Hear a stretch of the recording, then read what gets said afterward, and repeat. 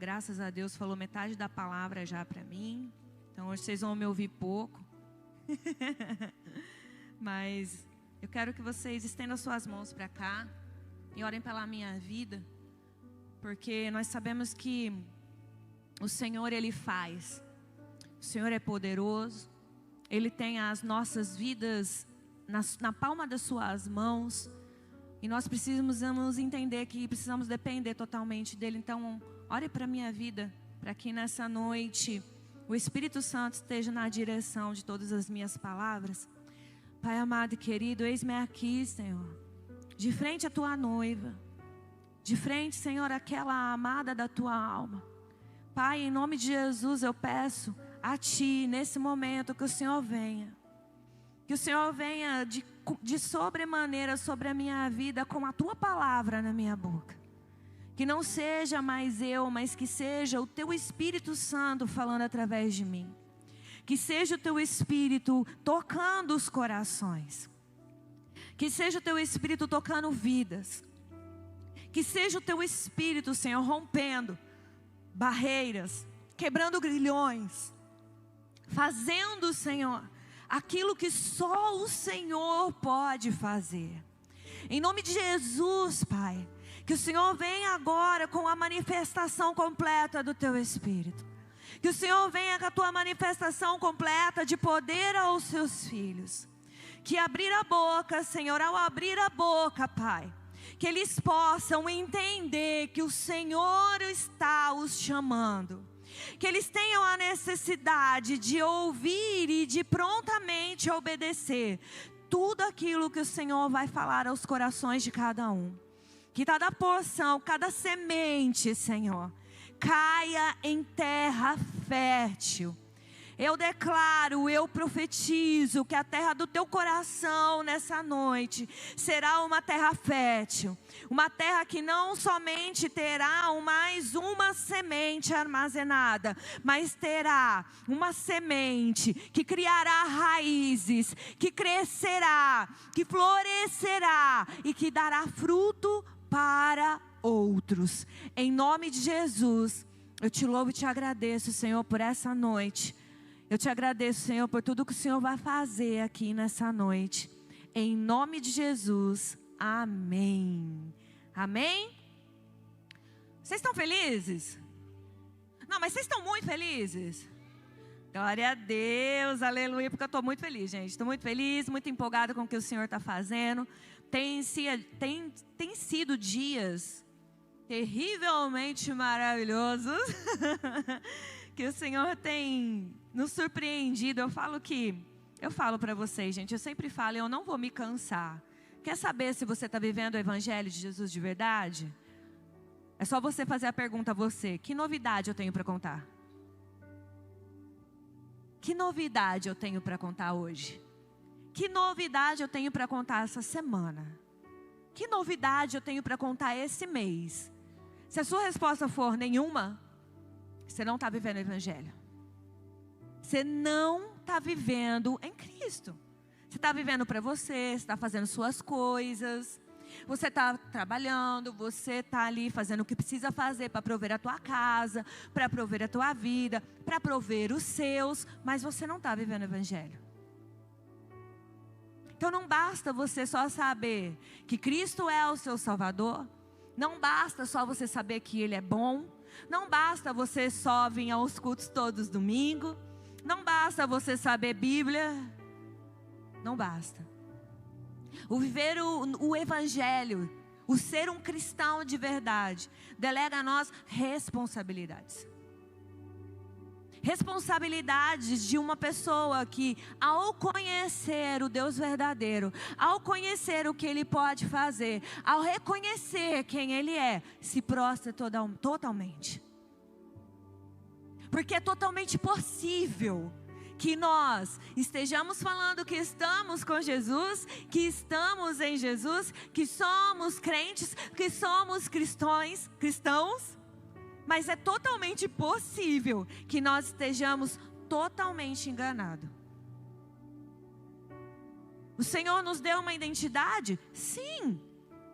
Se eu perguntar para você o que está escrito na sua identidade, aí você vai falar: Está escrito lá. Michele Emília de Souza Silva, filha de Juraci Rodrigues de Souza, filha de Irma Pereira, nasceu dia 28/4. Você vai me falar, né? Nasceu aonde? Não, nasceu em São Bernardo do Campo. Ok, essa é a sua identidade terrena, mas eu estou falando o que está escrito na sua identidade de cristão.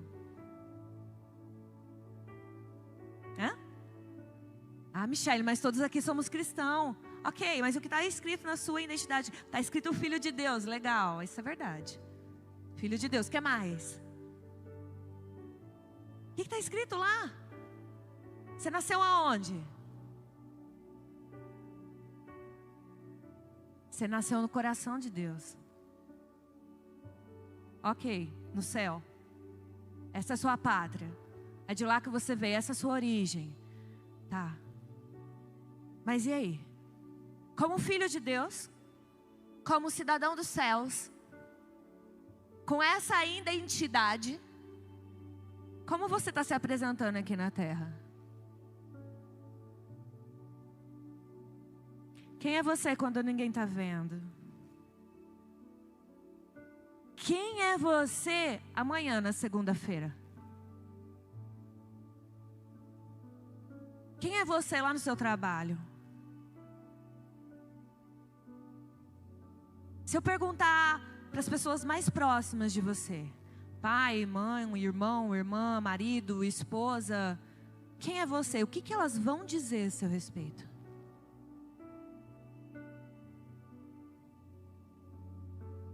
Posso perguntar?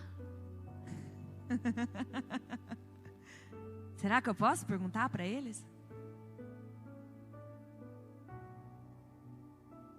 Já conheci pessoas que nunca me deixaram conhecer os pais, marido, esposa. E nossos discipulados falavam, mas então vamos conhecer a sua família. Não.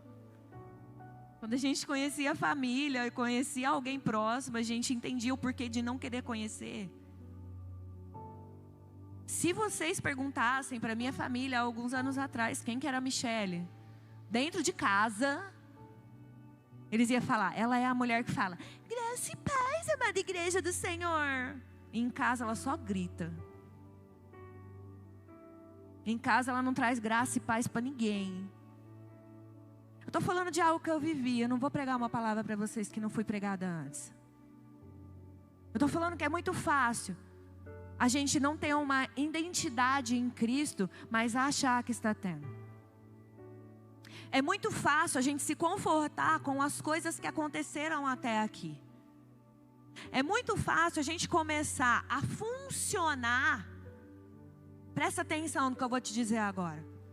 É muito fácil nós funcionarmos em algo. Porque nós precisamos de organização dentro das igrejas, ok? Nós precisamos de organização no culto, a gente precisa de ordem e decência. Então nós temos ali algo que nós precisamos seguir para ter ordem e decência. Porque para e pensa, se não estiver ali uma ordem, um cronograma para a gente seguir, e a gente deixar só totalmente pela direção do Espírito Santo, você acha que o nosso culto ia durar quantas horas? Na minha opinião, não ia ter como acabar um culto desse. Já pensou? Vamos fazer um culto desse um dia, pastor? Um culto sem regras, sem horário, sem hora para acabar, sem cadeira para sentar, todo mundo jogado no chão. Um culto sem a direção realmente, assim, se a direção não, sem essa ordem, porque nós entendemos e compreendemos que precisa dessa ordem. Não dá para fazer esse tipo de culto todos os dias e todos os domingos. Mas nós precisamos ter ordem e decência. Mas é necessário que nós entendamos realmente que dentro daquilo que nós carregamos, ou seja, se eu sou filha de Deus, se a origem da onde eu venho não é terrena, se existe um pai a qual eu preciso dar satisfações sobre o que eu estou fazendo, com o que eu carrego, e sobre como as pessoas estão me vendo como filho de Deus, e eu não estou falando de reputação, gente. O que eu estou falando aqui não tem nada a ver com reputação, porque Deus conhece o coração.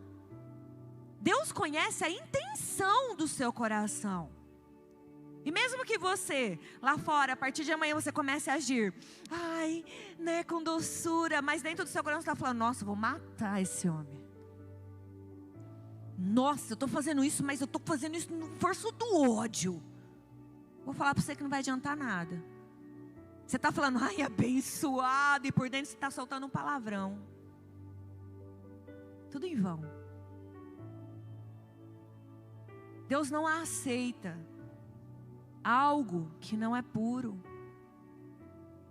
algo que não é honesto, algo que é íntegro. Até a palavra fala disso para nós.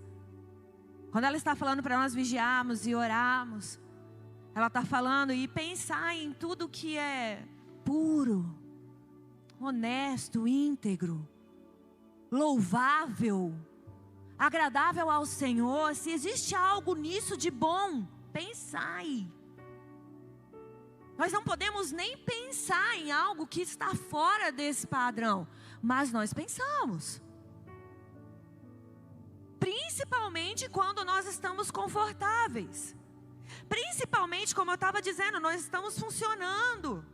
Está indo tudo bem, o andamento do culto está indo bem, o louvor está indo bem, a oferta está indo bem, então aí a palavra está indo bem, tá tendo quem está pregando, está acontecendo, eu estou indo do domingo todos os cultos, eu levanto a minha mão na hora do louvor, eu fecho meu olho na hora da oração, está tudo bem. Não estou com problema financeiro, não estou com problema de saúde. Está tudo confortável. Mas existe um modo, existe um tempo, existe algo que nós precisamos liberar dentro da identidade que Deus colocou em nós. Dentro do território que Deus nos colocou, dentro do lugar que Deus nos vocacionou a estar. Não é só para fazer o que sabemos, é para fazer o que nós dependemos apenas do Senhor. Quanto tempo nós ficamos aprisionados no funcionamento das coisas e não nos remetemos mais à responsabilidade do nosso chamado? Quantas vezes nós esquecemos para que nós somos chamados? Nós esquecemos daquela promessa que o Senhor fez, que vinha com algo assim que, ai, sabe quando vem aquela promessa linda, mas no final ele fala, mas você vai ter levante, você vai ter que deixar toda a tua vida, você não vai mais poder ser desse jeito. E a gente pega assim na promessa, né? Que você vai ser próximo, que você vai fazer isso, que você vai fazer aquilo, mas o que tem que ser feito para você pôr a mão ali naquilo que já tem para você, você não quer fazer. Aí você vive a parte boa da promessa. Chega na hora do dia mau, em que Deus requer de você aquilo que precisa, a gente se esquece. Faz cara de paisagem, igual essa personagem que eu vou ler para vocês aqui. Abre para mim aí, abre a sua Bíblia, você está com a sua Bíblia. Em Esther, capítulo 4, no versículo 13 e 14. Eu quero ler esses 2 versículos com vocês e quero dar uma voltinha na história de Esther. Que a hora que o Vitor falou o tema, eu falei, uau. E o Senhor me disse, Esther. Eu falei, uau, Esther. E eu quero ler com vocês. Me acompanhem aqui e diz assim, põe o 12 para mim, cá. Só para entender quem mandou. Depois eu vou explanar um pouquinho a história com vocês. Quando informaram Mardoqueu da resposta de Esther, ele mandou dizer-lhe, não pense que pelo fato de estar no palácio do rei, você será a única entre os judeus que escapará. Se você ficar calada nesta hora, socorro e livramento surgirão de outra parte para os judeus. Mas você e a família do seu pai serão mortos.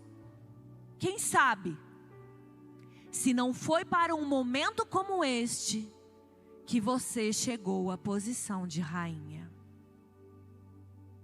E essa palavra eu acredito que vocês já ouviram, mas o texto de Esther, o livro de Esther é um livro muito, muito bonito. E é um livro que a gente pode tirar muitas lições. E fala de identidade. Porque a história de Esther fala de uma menina judia. Que estava vivendo a sua vida tranquilamente. Com o seu tio, porque os seus pais já tinham falecido. Então ela estava sendo criada pelo seu tio. Ela estava ali, ela foi crescendo e ela foi se tornando uma mulher muito bonita. E nesse mesmo momento, estava acontecendo tudo como deveria acontecer e funcionar lá no palácio. E um dia o rei Xerxes resolveu dar uma festa. Uma festa, estava mostrando o reino para todo mundo, e uma festa que durou dias. E nos últimos dias ele decidiu mostrar a sua esposa para todos. E mandou chamar Vasti para mostrar então para ali, mostrar para todo mundo como a sua esposa era linda. E quando ele manda chamar Vasti simplesmente disse que não iria. E isso foi como se fosse uma afronta ao rei. O rei não levou muito isso em conta, mas tinha ali, os seus conselheiros que disseram para ele: olha, se você deixar desse jeito essa situação, todas as mulheres do reino vão começar a desobedecer às ordens dos seus maridos. E foram ali colocando na cabeça dele que ele precisava se livrar daquela mulher que havia o desobedecido. E foi exatamente o que aconteceu. O rei Xerxes destronou Vasti e mandou ela embora. Nossa, que pena, que triste a história de Vasti, mas isso é história para outro dia. Mas Vasti então foi embora e a Bíblia vai nos apontar que tudo isso foi permissão de Deus para aquele tempo. Porque ela indo embora, o rei não podia ficar sem esposa. Ele precisava de outra rainha. E foi aí que a história da Esther começou a acontecer. Porque ele convocou não só as mulheres do reino, mas de todos os lugares do reino. Isso incluía as mulheres que não faziam parte das Persas. Era o rei da Pérsia, Xerxes era o rei da Pérsia. Então ele convocou essas mulheres e no meio dessas mulheres foi levada até o palácio Esther. O seu tio, muito sábio, disse a Esther: Esther, faça tudo o que pedirem a você. Se comporte da maneira como eu te ensinei. E a Esther então foi levada até o palácio. Aquelas mulheres foram deixadas ali, separadas ali num harém, para se prepararem para encontrar o rei. Gente, um ano essas mulheres, eu acredito que se fosse hoje em dia, com as tecnologias que nós temos hoje, é mais rápido, Mas naquela época não, as mulheres tinham que ficar de molho lá, nas ervas, nos negócios que eles faziam, para deixar a pele mais macia, para deixar o rosto, os cabelos. Não tinha os produtos que tem hoje, a tecnologia que tem hoje. E essas mulheradas ficou lá, gente, mulherada ficou se arrumando um ano. Um ano! Gente, é muito tempo, E essa mulherada lá se embelezando e ficando lá de molho e tal. E a Bíblia ainda diz que durante esse tempo que elas ficaram ali, a Esther já caiu na graça do eunuco, porque tinha um eunuco que cuidava dessas mulheres especial. E ela caiu já nas graças, porque a Esther carregava uma graça que era diferente. E essa graça vinha da onde? Essa graça vinha da identidade que ela tinha em Deus. Ela não era qualquer pessoa. Ela fazia parte do povo de Israel. Ela carregava dentro dela algo que não era só uma beleza natural, mas que era uma beleza que vinha do seu interior. É uma beleza que vinha das histórias contadas pelo seu tio, a respeito de quem Deus era e do que fazia. E ela caiu na graça desse eunuco e já ficou amiga ali. E chegou o grande dia. Era como se fosse um concurso de beleza. Ganhava a mulher mais bonita. E pasmem, a história vai dizer que as mulheres que perdiam e iam embora, voltavam para casa? Não. Elas ficavam no harém como concubinas. Ou seja, de um jeito ou de outro, elas nunca mais voltariam para suas casas. Ou Esther era rainha, ou ela se tornaria uma escrava pelo resto de sua vida. Escrava no modo de dizer. Porque escrava, porque ela não poderia ter a sua liberdade, não poderia ir e vir a hora que ela quisesse. Ela ia ter ali todas as regalias que uma concubina tinha, que a concubina era, vamos dizer, uma amante legal do rei. Era isso, na verdade, é isso o nome disso. Ele tinha esposa, tinha rainha, mas ele podia ter outras mulheres. Então, dentro desse harém existiam essas concubinas. Elas eram tratadas muito bem, mas elas não poderiam sair dali nunca mais. Então, elas eram escravas. Elas viravam escravas. Então, chegou o dia do concurso de beleza. E Esther foi, aí começou a ir, imagina aquelas mulheres todas indo. A Bíblia não fala quantas mulheres tinha, mas aquelas mulheres, uma a uma, foram se apresentando ao rei. E a Bíblia vai dizer que, quando Esther se colocou na frente do rei, o rei abriu um sorriso inigualável. Acho que ele disse: uau, meu Deus, que mulher é essa? Eu creio que o Senhor só estava esperando realmente para que Esther se apresentasse, para que colocasse esse desejo, esse amor à primeira vista do rei a Esther.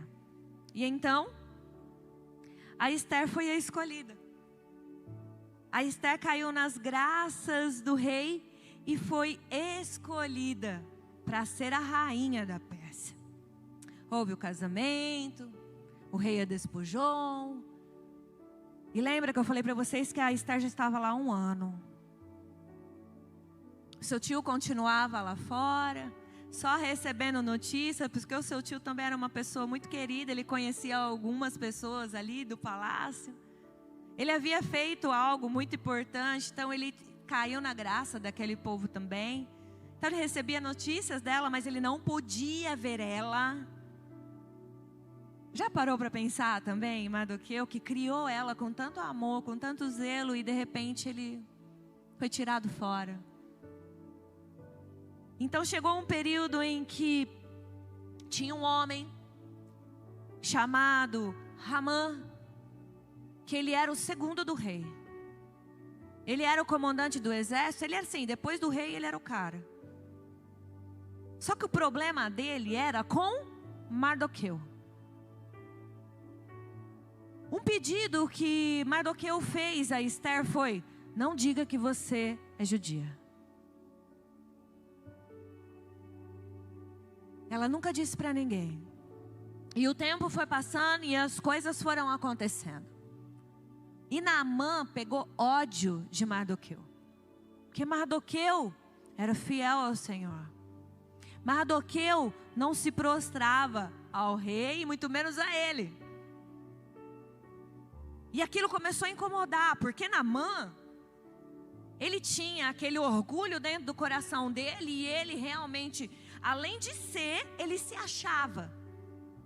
Então ele era aquele cara que beija minha mão, vai, se prostra. O cara que tá, sabe aqueles caras que tá em cima e quer humilhar quem tá embaixo? Era ele. E Mardoqueu tava nem aí. Mardoqueu estava vivendo a vida dele. E aquilo começou a incomodar Naamã, começou a incomodar, e começou a incomodar. Falou: vou dar um jeito de pegar esse cara. Vou dar um jeito de matar esse cara. Conversando com a sua família, muito legal. Sua esposa, sua família, a Bíblia fala isso. E ele comentando, falando que odiava ele e tal. Sabe o que eles falaram? Faz uma forca para enforcar ele. Que você não manda fazer uma forca para enforcar ele? Porque você não levanta alguma coisa contra ele para ele ser morto. E foi exatamente isso que aconteceu. Naamã tinha um plano especial para Mardoqueu. Mas Deus tinha um plano especial para o povo de Israel. Plano especial esse que estava nas mãos de Esther e Mardoqueu.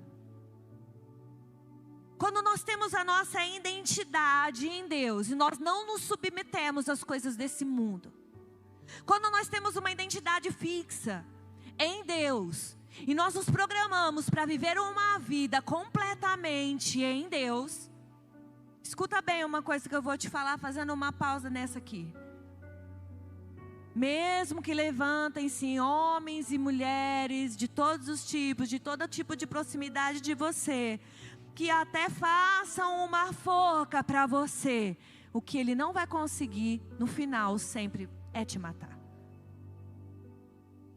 Escuta bem, não tem como matar, mas escuta bem isso para depois você não distorcer o que eu estou falando. Não tem como matar uma pessoa que cumpre com a sua responsabilidade de quem é em Deus. Vou repetir para você. Não tem como matar uma pessoa que cumpre com a sua responsabilidade de quem é em Deus.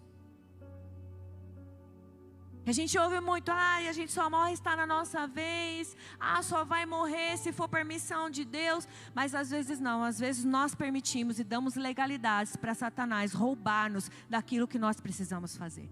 O diabo sabe quem você é e muitas das vezes você não sabe quem você é. O diabo sabe o que você carrega, o diabo sabe o que Deus colocou nas tuas mãos, ele está te acompanhando, ele está te perseguindo, ele está tentando te matar porque ele sabe e você está andando como se nada tivesse acontecendo. E você mesmo está todo distraído, vivendo a vida, andando no mundo desapercebido, sem saber o que você carrega, sem usar o que você carrega. Limitando o poder de Deus na tua vida e através da sua vida, porque você não acredita em que você carrega. Nós precisamos entender que dentro disso, do que a gente carrega, do que o Senhor coloca nas tuas mãos, nós temos o poder de liberar vidas. Nós temos o poder de liberar coisas na vida de quem está junto conosco. Nós, como pastores, nós temos o poder de liberar coisas na vida de vocês. Mas se eu não acredito no que eu carrego, se eu não tenho certeza no que eu carrego, se qualquer espírito de intimidação paralisa a minha vida, como que eu vou fazer algo para Deus? Vou viver uma vidinha mais ou menos, né?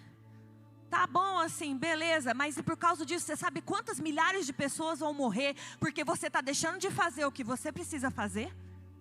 Sabe quantas pessoas, quantas milhares de pessoas vão caminhar para o inferno porque você decidiu ficar de boa? Porque você decidiu cruzar os braços, porque você se acha mais vítima do que qualquer outro? Você se acha mais ferido do que qualquer outra pessoa? Ou você, pelo contrário, se acha mais santo do que qualquer um? Qual é a sua desculpa para não exercer a sua identidade em Cristo? Não, mas não é desculpa, é desculpa. Porque o que Deus fez para você, o que Deus já fez na sua vida, é motivo suficiente para você não desistir. É motivo mais que suficiente. Só o fato de Ele ter derramado o sangue dele na cruz por você, já é motivo mais que suficiente para você parar com esse mimimi, para você limpar essas lágrimas e fazer o que você precisa fazer nessa terra. Mardoqueu estava lá, vivendo a vida dele. Enquanto isso, Esther estava lá no palácio. Mas antes que Esther fosse para o palácio, Mardoqueu passou por essa situação em que estavam tramando a morte dele, e estavam incestando a morte dele. Mas aí quando a Esther realmente foi rainha, e a ideia de Naamã contra ele foi o quê? Vamos fazer com que o rei, olha só, vamos fazer com que o rei assine um decreto para matar os judeus. Vamos dizer que os judeus não desrespeitam. Olha só, ele incluiu todo mundo quando ele queria matar só Naamã. Mas vamos incluir todo mundo, porque aí a gente acaba com todo mundo de uma vez. para a gente não ter mais esse tipo de problema. E foi isso que ele fez. Então Naamã, ele foi lá e fez isso e conseguiu, porque a gente vê aqui em várias situações no livro de Esther, que o rei Xerxes era muito manipulável. As pessoas chegavam e falavam para ele não era um rei de um posicionamento firme. Ele teve um posicionamento firme em uma certa hora aqui. Quando descobriu que até a mulher dele estava incluída no pacote de morte. Ele se posicionou finalmente. Mas até então ele estava sendo totalmente manipulado. Ele assinou o decreto e mandou que matassem todos os judeus. Mas aí acontece algo surpreendente. Como eu disse para você, quem carrega a responsabilidade de ser filho de Deus não vai morrer. Então, Mardoqueu, sabendo que Deus faz as coisas e nunca é coincidência, a hora que ele fica sabendo do decreto, ele vai a Esther. Ele vai até as portas do palácio e manda entregar o recado para ela. E dizer para ela que... Deixa eu ver aqui. No verso 6 do capítulo 4, ele vai falar assim, ó. Atá foi falar com Mardoqueu na praça da cidade, em frente da porta do palácio real. Mardoqueu contou-lhe tudo o que tinha acontecido e quanta prata Amã tinha prometido depositar na tesouraria real para a destruição dos judeus. Deu-lhe também uma cópia do decreto que falava do extermínio que tinha anunciado em Suzã, para que ele o mostrasse a Esther e insistisse com que ela fosse à presença do rei, implorar misericórdia e interceder em favor do seu povo. 9. Atá retornou e relatou a Esther tudo o que Mardoqueu tinha lhe dito. Então, ele o instruiu que dissesse o seguinte a Mardoqueu. Ela o instruiu e dissesse o seguinte a Mardoqueu. Presta atenção no que a Esther disse em resposta. Assim que ela viu o decreto, em que ela olhou e sabia que todos os judeus iriam morrer, ela disse assim, ó. Todos os oficiais do rei, o povo das províncias do império, sabe que existe somente uma lei para qualquer homem ou mulher que se aproxime do rei no pátio interno, sem por ele ser chamado. O decreto é: ele será morto, a não ser que o rei estenda o cetro de ouro para a pessoa e lhe poupe a vida. E eu não sou chamada. Mardoqueu, desesperado. O decreto de extermínio estava lançado. E ele fala, não vai acontecer, eu vou falar com Esther. E quando ele vai, manda o recado para Esther. Presta atenção nisso. Quando ela foi lá para dentro, ela sabia quem era ela. Mas depois de um ano, eu acredito que seja mais de um ano aí, ela se esqueceu completamente de quem ela era. Ela manda a resposta. Tem um decreto que fala que ninguém pode ir à presença do rei, então ele não me chamou, eu não vou.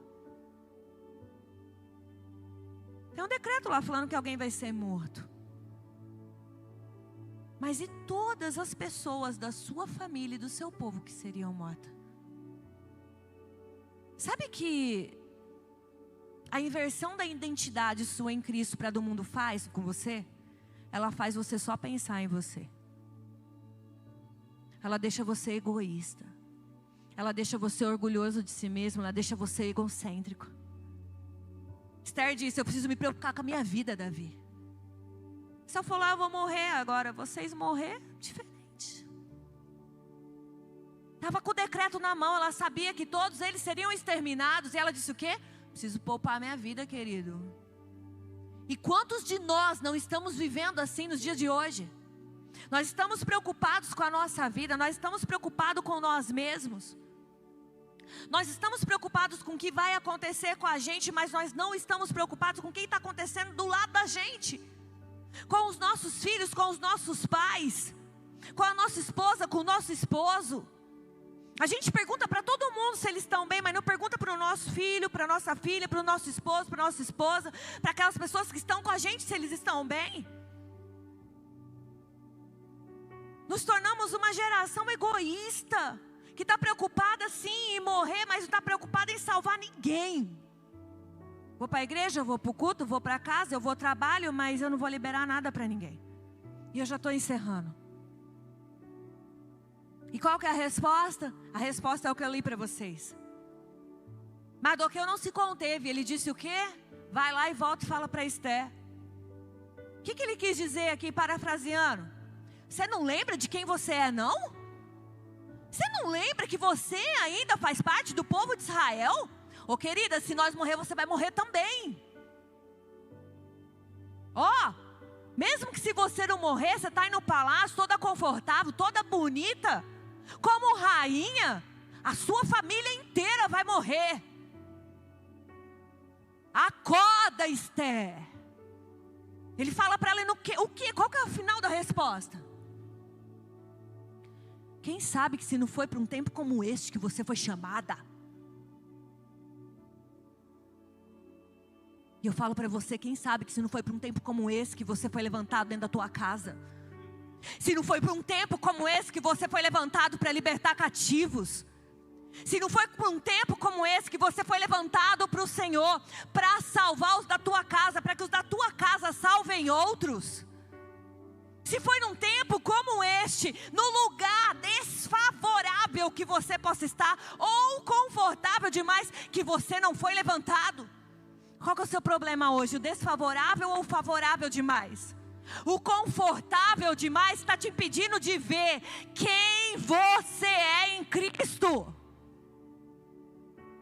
No desconfortável a gente corre para Deus, Davi, né? Ai, Deus me salva. Ai, Deus cura. Ai, Deus me ajuda nas minhas finanças.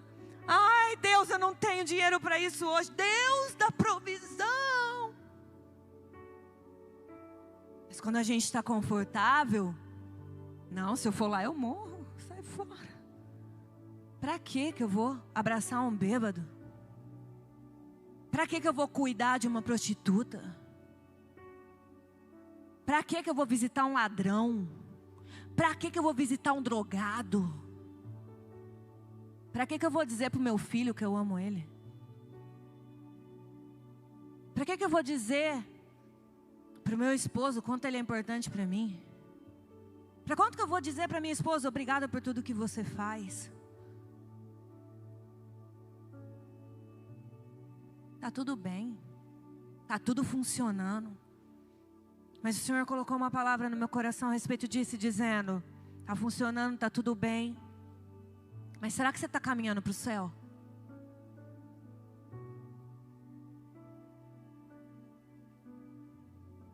O Senhor me disse: será que você não está tão enganado a respeito do seu conforto, que você acha que você está caminhando para o céu, fazendo o que você está fazendo, e você só está caminhando para o inferno, escondendo um pecadinho de estimação? Tão acostumado com esse pecadinho que ele já se tornou uma iniquidade.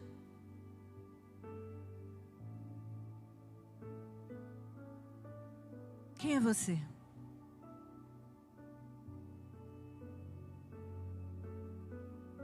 Qual é a sua identidade em Cristo? O que eu posso dizer a seu respeito hoje? O que as pessoas dizem ao seu respeito hoje? As pessoas não dizem nada, eu não faço nada. Você acha isso bom? Não dizer nada é pior do que dizer alguma coisa. Lembra? Você é frio ou você é quente, morno.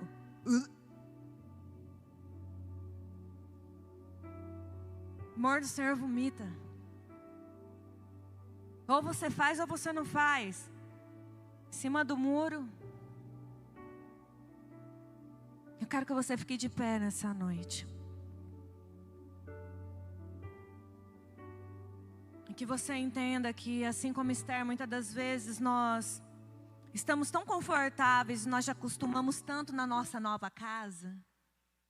Nós mudamos algumas coisas, nós tivemos que nos adaptar a algumas coisas quando nós nos tornamos cristãos e nós nos acostumamos tanto com isso, que nós perdemos o propósito. Nós perdemos o propósito do que, para que nós temos que viver. Por quem nós temos que lutar. Quem nós temos que salvar. A nossa identidade em Cristo nos leva para um lugar onde nós somos responsáveis para que a chama não se apague. Nós cantamos, é muito bonito, é muito envolvente, mas nós precisamos ser responsáveis para que a chama não se apague. E gente responsável teme em não fazer aquilo que é necessário. Teme em não estar agradando ao Senhor. Eu gostaria que você fechasse os seus olhos. Eu queria orar pela tua vida mediante essas 2 ministrações que foram feitas hoje. Se você não entender 5% do que foi ministrado nessas 2 vezes aqui essa noite, eu quero que você me procure essa semana, para a gente se aprofundar nesse assunto. Porque enquanto você estiver vivendo a identidade que o mundo te forjou, que o mundo te impôs, que o mundo colocou sobre os seus ombros, que é uma identidade pesada e não é nada leve, você não vai conseguir viver o propósito que Deus tem na tua vida. Em nome de Jesus, que você essa semana corra em direção a isso. Corra em direção àquilo que o Senhor tem para você, que é grande. Pai, em nome de Jesus, eis aqui a tua igreja, Senhor, a palavra, ministrações foram entregues nessa noite. Que o Senhor venha resgatar filhos e filhas, Pai, das garras, Senhor, do nosso inimigo. Que o Senhor venha resgatá-los, Senhor, de não viver a identidade que o Senhor tem para cada um deles. Como filhos de Deus, como os escolhidos por Ti dentro do ventre de suas mães, Senhor. Que o Senhor possa colocar no coração deles nessa noite a certeza de quem eles são, do que eles carregam, Pai, do que eles precisam fazer. Que o conformismo com os padrões desse mundo, mesmo que alocados, Senhor, perante, Senhor, essa conversão só de mudança, Pai, de hábitos e de rotina, tem colocado na vida deles, que eles possam ser, Senhor, libertos desse conformismo, em nome de Jesus. Em nome de Jesus, sejam libertos do engano. Em nome de Jesus, sejam libertos do conformismo. Em nome de Jesus, eu declaro sobre a sua vida uma identidade restaurada, um propósito reestabelecido. Tudo que o diabo roubou, tudo que o diabo tentou tomar de você, tudo que o diabo colocou na tua vida como obstáculo para te impedir de viver tudo que o Senhor tem para você, eu repreendo e lanço por terra agora em nome de Jesus. Você vai viver assim como Esther, que colocou todo aquele povo para jejuar, que se lembrou de quem era ela e se colocou na frente do rei, e o rei estendeu o cetro sobre ela, e não só isso, estendeu o cetro, ouviu ela, a forca de Ramã foi colocada para o seu próprio inimigo morrer. É isso que o Senhor vai fazer na tua vida em nome de Jesus.